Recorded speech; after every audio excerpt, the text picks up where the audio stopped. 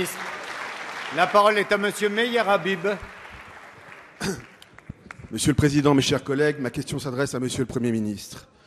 Monsieur le Premier ministre, le 31 décembre, il y a plus de 6 mois, le Président de la République annonçait le pacte de responsabilité, arme ultime pour tenter de redresser l'économie en perdition de notre pays. Aveu en règle du Président de la République qui reconnaissait 1 an et demi d'erreur et d'errement dans la lutte contre le chômage et pour le redressement de la France. Prise de conscience, enfin, qu'on ne relance pas la croissance sans les entreprises et encore moins contre elles. Ce pacte de responsabilité, c'est un petit pas fait à l'égard des entreprises. Petit pas en avant, certes, mais à mon sens trop timide et insuffisant pour la compétitivité, pour l'emploi, pour la France.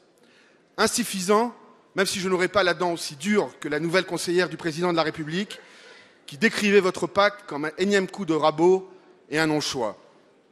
Monsieur le Premier ministre, Winston Churchill disait des patrons que si certains les considèrent comme un loup à abattre, d'autres comme une vache à traire, peu en revanche les voient comme le cheval qui tire la charrette. Alors, Monsieur le Premier ministre, loup à abattre, vache à traire ou bête de somme, votre gouvernement semble avoir opté timidement pour le cheval. Mais dans votre majorité, au sein même du PS, combien continuent à vouloir charger toujours davantage la charrette? Pour ce petit pas en avant, combien de grands pas en arrière voudrait-il faire? Alors, Monsieur le Premier ministre, 6 mois plus tard, 6 mois de perdu, vous soumettrez enfin votre pacte de responsabilité au vote. Monsieur le Premier ministre, aurez-vous le courage d'assumer un pacte de responsabilité ambitieux, à la hauteur du sursaut économique et social dont la France a un besoin vital, ou céderez-vous devant la fronde de vos amis? Merci. La parole est à Monsieur Michel Sapin, ministre des Finances et des Comptes publics. Merci, Monsieur le Président. Mesdames, Messieurs les députés, Monsieur le député Habib. Ce matin, c'était en quelque sorte l'acte 1 de la mise en œuvre du pacte de responsabilité.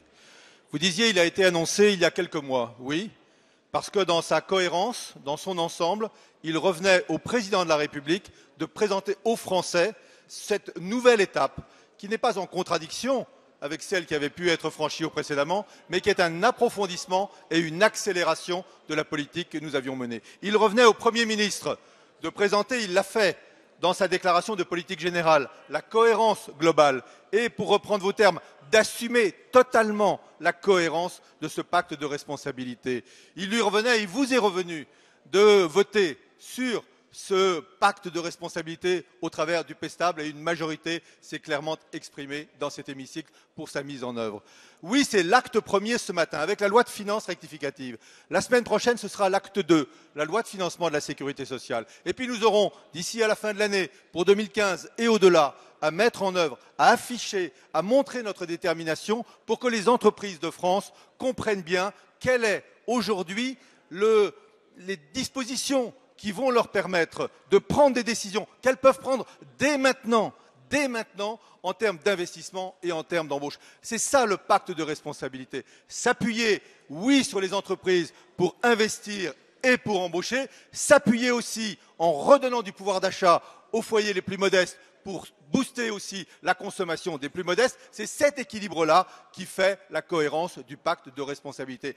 Merci, monsieur le député, pour la modération qui a, en l'occurrence, coloré votre question.